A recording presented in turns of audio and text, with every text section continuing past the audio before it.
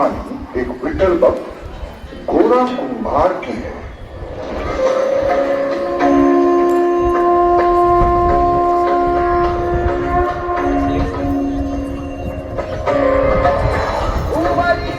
अवतरी रंग रूप है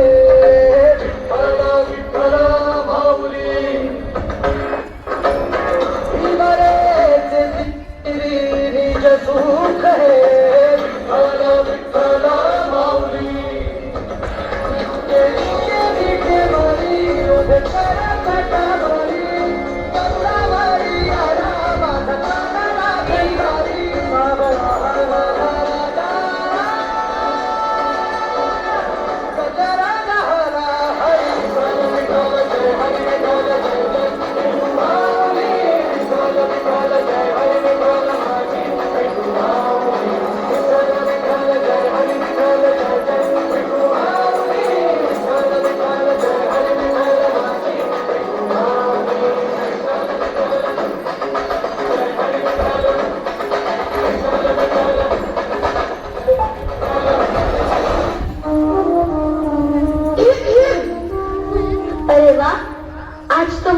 दोनों विठल की ध्यान दे दे तो आपकी बड़ी कृपा होगी।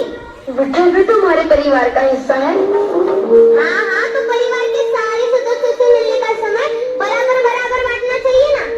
देखो, इस विठल ने तुम्हें मेरी अर्धांगिनी के रूप में चुना और ये नन्हा बालक भी उसी विठल की ही देन है। हाँ हाँ, विठल की ही देन है। तो उसी विठल का प्रसाद समझकर कभी लीजिए ना अपने हाथों में, कभी अपने गोद में उठाकर खिलाइए ना इसको। यदि आप सारा लाड कर उस विठल पर ही नौछावर कर दोगे तो इस नन्हे विठल के हिस्से में क्या आएगा? ये गीली मिट्टी।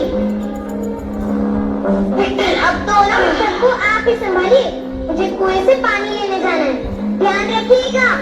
आज अपने विठल के लिए मटका बनाऊंगा और प्रतिदिन इस मटके में पानी भर के अपने विठल को स्नान कराऊंगा।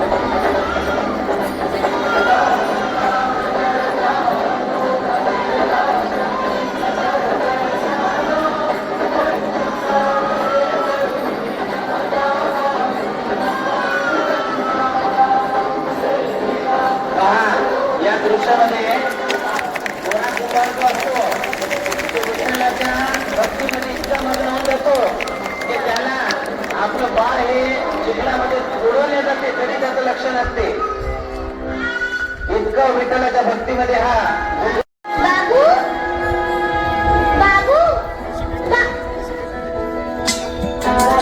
मेरे कैसे बिना हो तुम अब तेरी बच्ची को अपने ही पैरों से ही नमन कर दूं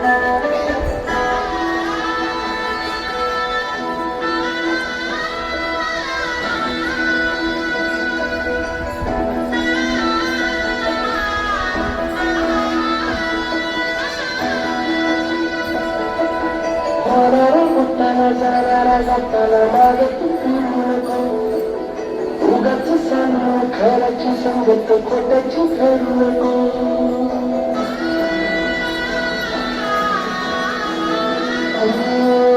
होणारा हुंडाला जाणारा जाताना मागे तू फिरू नको उगाच सांगू खराची संगत खोट्याची करू नको येईल दिवस तुझाही माणसाची गर सोडू नको तुझ्या हाती हातावर तारा सांगा चल काळजी रे देवा काळजी रे माझ्या देवा काळजी देवा काळजी रे माझ्या देवा काळजी